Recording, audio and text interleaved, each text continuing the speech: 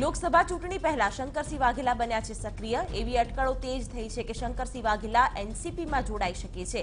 29મી જાન્યુઆરીએ શંકરસિંહ અમદાવાદમાં યોજાનારા એનસીપીના સંમેલનમાં શરદ પવારની હાજરીમાં વિધિવત રીતે એનસીપીમાં જોડાઈ શકે છે। દિયોદરના રામવાસ પાસે અલ્પેશ ઠાકોર અને શંકર ચૌધરી વચ્ચે મુલાકાત થઈ હતી। રામવાસ ગામમાં અલ્પેશ ઠાકોરના સ્વાગત દરમિયાન તેમને શંકર ચૌધરી મળ્યા હતા। એટલું જ નહીં, મુલાકાત દરમિયાન તેમણે હાથ મિલાવ્યા। છેલ્લા કેટલાય સમયથી ચર્ચા ચાલી રહી છે કે અલ્પેશ ઠાકોર ભાજપમાં જોડાશે। આ ચર્ચા વચ્ચે વિડીયો વાયરલ થતા હવે અટકળો તેજ બની છે। ગાંધીનગરમાં વિધાનસભા સત્રની તારીખ જાહેર થઈ છે। 18 ફેબ્રુઆરીથી વચગાળાનું બજેટ સત્ર શરૂ થશે।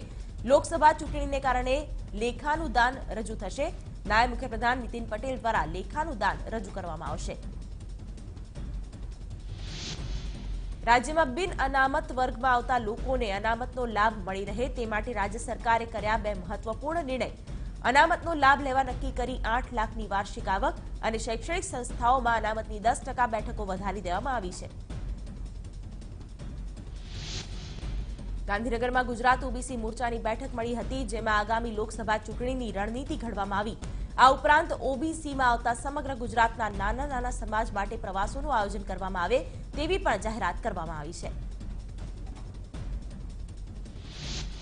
અમદાવાદમાં 1954 કંડક્ટરને મુખ્યપ્રધાન વિજય રૂપાણી દ્વારા નિમણૂક પત્ર એનાયત કરવામાં આવ્યા।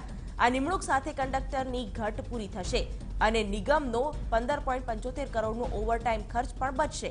આ કાર્યક્રમમાં પરિવહન પ્રધાન સહિત એસટી નિગમના અધિકારીઓ પણ ઉપસ્થિત રહ્યા। સીએમ રૂપાણી દ્વારા એસટીની સ્લીપર કોચ, એસી તથા વોલ્વોની 30 પ્રીમિયમ સર્વિસ બસોનું લોકાર્પણ કરાયું। તો સાથે જ સૌ પ્રથમવાર દિલ્હી, યુપી, ઉત્તરાખંડ, ચંદીગઢ અને ગોવા જેવા રાજ્યોને સાંકળતો પ્રયાસ પણ કરાયો છે અને કેન્દ્ર શાસિત પ્રદેશ દીવ, દમણ અને દાદરા નગર હવેલી પરના રૂટ પણ શરૂ કરવામાં આવ્યા છે। સુરતના તાપી નદીમાં જલકુંભીનું સામ્રાજ્ય ફેલાયું છે। તંત્ર દ્વારા જલકુંભીને દૂર કરવા કોઈ સતત પ્રયાસ કરવામાં નથી આવી રહ્યા, ત્યારે કોંગ્રેસના કોર્પોરેટર દિનેશ કાછડિયા હોડી લઈને જલકુંભીની વચ્ચોવચ્ચ ધરણા પર બેસી ગયા હતા। સુભાષચંદ્ર બોઝની જન્મજયંતિ નિમિત્તે સીમા જન કલ્યાણ સમિતિ દ્વારા ત્રિરંગા યાત્રાનું આયોજન કરાયું હતું, જેમાં સીએમ રૂપાણીએ યાત્રાને લીલી ઝંડી આપી પ્રસ્થાન કરાવ્યું હતું। આ ત્રિરંગા યાત્રામાં 1200થી વધુ બાઇકર્સ જોડાયા હતા। સુરતમાં ધારાસભ્ય સંગીતા પાટીલે ફરી જૂનો રાગ આલાપીને લિંબાયત વિસ્તારમાં અશાંત ધારો લાગુ કરવા માંગ કરી છે।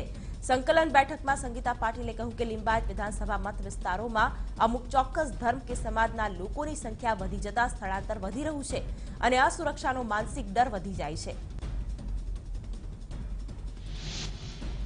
રાજકોટમાં વોર્ડ નંબર 13ની પેટા ચૂંટણીમાં કોંગ્રેસે અપક્ષ ઉમેદવાર સંજયસિંહ વાઘેલાને ટેકો જાહેર કર્યો છે। ઉલ્લેખનીય છે કે કોંગ્રેસના ઉમેદવાર નરસિંહ પટોડિયા ભાજપમાં જતા કોંગ્રેસમાં કોઈ ઉમેદવાર ન હતા। ખેડામાં કોંગ્રેસે કર્યો જિલ્લા કારોબારી સમિતિનો પ્રારંભ, ત્યારે ગુજરાત પ્રદેશ કોંગ્રેસ પ્રમુખ અમિત ચાવડાની ઉપસ્થિતિમાં પ્રારંભ કરાવાયો। ખેડાના ધારાસભ્ય, પૂર્વ ધારાસભ્ય તથા જિલ્લા પંચાયત સહિત તાલુકા પંચાયતના તમામ હોદ્દેદારો હાજર રહ્યા હતા। રાજકોટમાં ટેક્સ કન્સલ્ટન્ટના નામે કરોડોનું કૌભાંડ આચરનાર આરોપીને રિમાન્ડ પર મોકલાયો છે। 13 કરોડનું ફુલેકું ફેરવનાર આરોપી તુલસી સોલંકીના 7 દિવસના રિમાન્ડ મંજૂર થયા છે। આરોપીએ 2016માં ટેક્સ કન્સલ્ટન્ટની ઓફિસ ખોલી અનેક લોકો સાથે 13 કરોડની છેતરપિંડી આચરી ફરાર થયો હતો। અમદાવાદના દાણી લીમડામાં પોલીસે કોમ્બિંગ હાથ ધર્યું। સંતોષનગર 4 માળિયાના મકાનમાં ગેરકાયદે વસવાટ કરતા લોકો પર પોલીસની ટીમે દવાઈ બોલાવી હતી। 80થી વધુ પોલીસની ટીમે કાર્યવાહી હાથ ધરી હતી। પોલીસે ઘરે ઘરે જઈને સ્થાનિકોની વિગતો મેળવી હતી અને દસ્તાવેજોની ચકાસણી હાથ ધરી હતી। વેરાવળ જીઆઈડીસીમાં મજૂરો વચ્ચે મારામારી થઈ, જેમાં એક મજૂરનું ઘટના સ્થળે જ મોત થયું છે। મજૂરને માથાના ભાગે ગંભીર ઈજા થતા મજૂરનું મોત થયું છે। બનાવની જાણ થતાં જ પોલીસ ઘટના સ્થળે પહોંચી હતી અને આરોપી યુવકને ઝડપી પાડવામાં આવ્યો હતો। વડોદરામાં સીબીઆઈની ટીમે કંટ્રોલર ઓફ એક્સપ્લોઝર વિભાગના એક અધિકારીને લાંચ લેતા રંગે હાથ પકડ્યો। ગોરવાના મુખ્ય માર્ગ પર સર્ચ ઓપરેશન કરતી વખતે સીબીઆઈની ટીમે 1.5 લાખ રૂપિયાની લાંચ સ્વીકારતા અધિકારીને ઝડપ્યો હતો. અમદાવાદના શહેર કોટડાના પીઆઈ બીડી ગમારે આત્મહત્યાની ચીમકી આપી છે. ગમારે પોલીસ અધિકારીઓના વોટ્સએપના ગ્રુપમાં મેસેજ કર્યો હતો. મેસેજમાં લખ્યું હતું કે ડીસીપીના ત્રાસથી તેઓ આપઘાત કરીને જિંદગી ટૂંકાવશે. ડીસીપીએ આપેલી કામગીરીનો રિપોર્ટ માંગતા પીઆઈએ આવેશમાં આવીને આ મેસેજ કર્યો હતો. અમરેલીમાં એક આરોપીને બળાત્કારના ગુનામાં 7 વર્ષની કેદ અને 30,000 રૂપિયાનો દંડ ફટકારવામાં આવ્યો છે. થોડા દિવસ પહેલા સગીર વયની છોકરીને ભગાડીને તેના પર બળાત્કાર ગુજાર્યો હતો.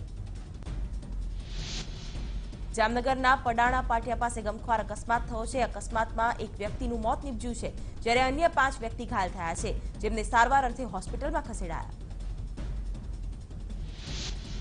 ભરૂચમાં ઝઘડિયા જીઆઈડીસી નજીક કેમિકલ ટેન્કર પલટવાની ઘટના બની હતી. કેમિકલ લીકેજ થતા ફાયર બ્રિગેડની ટીમ ઘટના સ્થળે પહોંચી હતી અને લીકેજ કંટ્રોલ કરવાની કાર્યવાહી શરૂ કરાઈ હતી.